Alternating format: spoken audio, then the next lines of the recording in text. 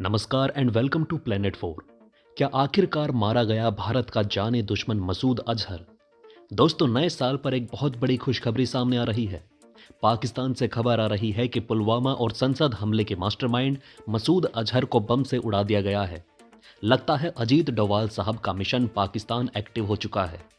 जिस आतंकवादी को बचाने के लिए चीन ने यूएनएससी में वीटो का प्रयोग किया था, क्या वो मारा गया है? भारतीय संसद पर खूनी आतंकी हमला कराने वाले आतंकवादी को आखिर किस अज्ञात बंदूकधारी ने मार दिया?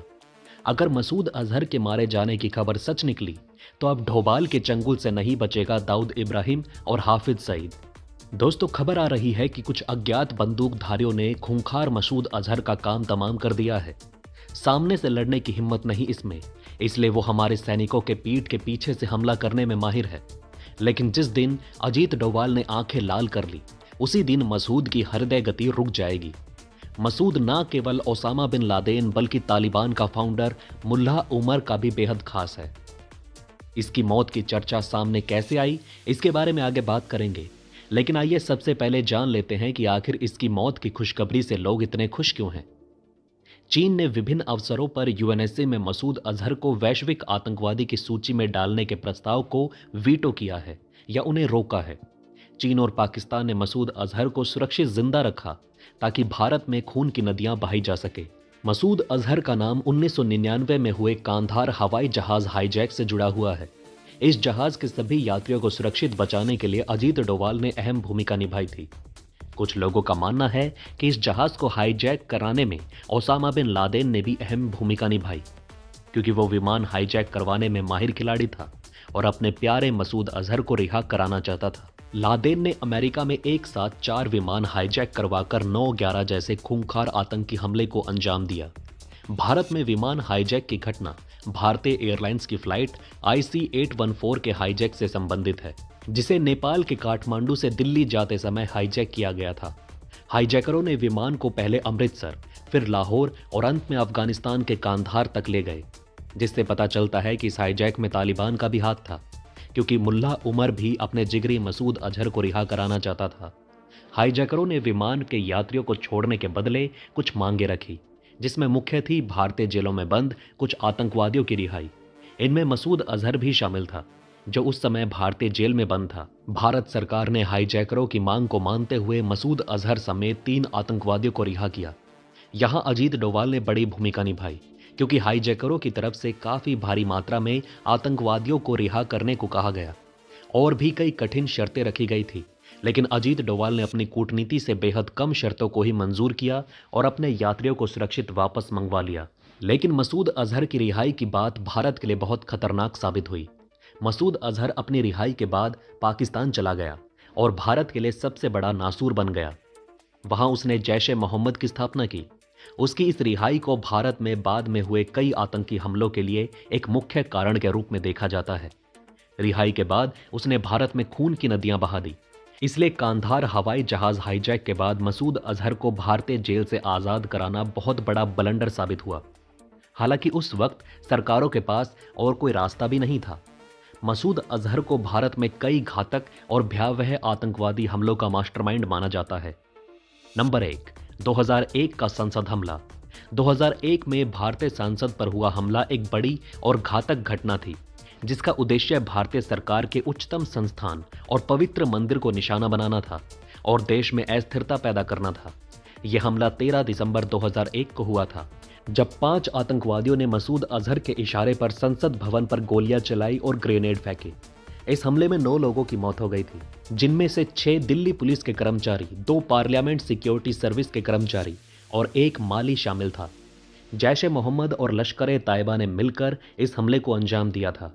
ये दोनों संगठन पाकिस्तान आधारित हैं और उन्होंने इस हमले के माध्यम से भारतीय सरकार पर दबाव डालने और अंतर्राष्ट्रीय ध्यान आकर्षित करने की कोशिश की। अफजल गुरु, जिसे इस हमले का प्रमुख साजिशकर्ता माना जाता था, वो भी जम्मू कश्मीर में सक्रिय आतंकवादी संगठन जैश-ए-मोहम्मद से जुड़ा था। उसे इस हमले के लिए भारतीय अदालत द्वारा दोषी पाया गया और बाद में फरवरी 2013 में फांसी दे दी गई थी। नंबर 2, 2016 का पठानकोट हमला। जैश-ए-मोहम्मद द्वारा पठानकोट वायुसेना अड्डे पर किया गया हमला भी मसूद अजहर की योजना का हिस्सा था। इस हमले में 7 सुरक्षाकर्मी मारे गए थे और कई अन्य घायल हुए थे। नंबर 3, 2016 का उरी हमला। इस हमले में उरी के भारतीय सेना के बेस कैंप पर आतंकवादियों ने हमला किया, जिसमें 19 भारतीय सैनिक मारे गए। यह हमला भारतीय सेना पर हुआ सबसे घातक हमलों में से एक है। इसके जवाब में भारत की तरफ से सर्जिकल स्ट्राइक किया गया, जब भारतीय सेना ने एलओसी पार करके पाकिस्तान के अंदर आतंकवादियों के द्वारा बनाए गए लॉन्च पैड को तबाह किया। इस दौरान कई आतंकवादियों को मारा गया और बाद में वीडियो भी जारी की गई। नंबर 4, पुलवामा आतंकी हमला भी मसूद अजहर के जैश-ए-मोहम्मद आतंकी संगठन द्वारा करवाया गया था। यह हमला 14 फरवरी 2019 को हुआ था, जब एक आत्मघाती हमलावर ने एक विस्फोटक से भरी हुई कार को जम्मू और कश्मीर के पुलवामा जिले में भारतीय सेना के काफिले में घुसा दिया। इस हमले में सीआरपीएफ के कम से कम 40 जवान शहीद हो गए थे। जैश-ए-मोहम्मद ने इस हमले की जिम्मेदारी ली थी और इस हमले को भारत के खिलाफ उसके आतंकवादी अभियानों का एक हिस्सा माना गया था। इस हमले ने न सिर्फ भारत में बल्कि अंतर्राष्ट्रीय स्तर पर भी व्यापक निंदा और प्रतिक्रिया को जन्म दिया। पुलवामा आतंकी हमले के बाद भारत ने इस घटना का जवाब देने के लिए कई कदम उठाए। सबसे प्रमुख कदम था 26 फरवरी 2019 को किया गया भारतीय वायुसेना का बालाकोट एयर स्ट्राइक। इस एयर स्ट्राइक में भारतीय वायुसेना ने पाकिस्तान के बालाकोट में जैश-ए-मोहम्मद के एक बड़े आतंकी शिविर पर हमला किया। इस हमले में मिराज 2000 लड़ाकू विमानों का इस्तेमाल किया गया था और इसमें उन्नत लेजर निर्देशित बम छोड़े गए। भारतीय सरकार के अनुसार इस हमले में जैश-ए-मोहम्मद के एक बड़े प्रशिक्षण शिविर को नष्ट कर दिया गया था और इससे उस संगठन को भारी नुकसान पहुंचा था।